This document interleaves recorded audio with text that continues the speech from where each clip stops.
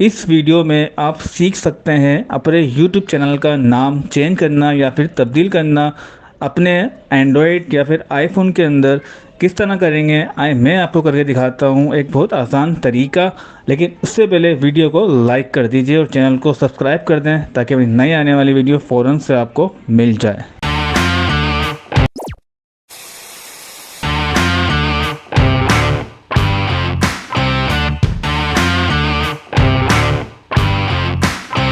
अपने YouTube channel का नाम चेंज करने के लिए आप ओपन करेंगे YouTube की एप्लीकेशन। उसके बाद आप चैनल आइकन पे क्लिक करेंगे और उसके बाद आप क्लिक करेंगे योर चैनल पे। और आप देख सकते हैं कि जो अभी मेरे करंट चैनल का नाम है वो मेरे नाम से शुएब शेख। अब मुझे इस नाम को चेंज करके कोई और नाम करना है, तो इसके लिए मैं क्लिक करूँगा पेंसिल के आइकन पे।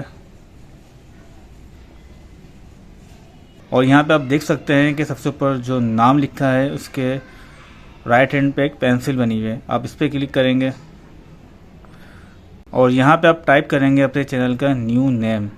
तो मैं यहाँ पे कुछ टाइप कर देता हूँ।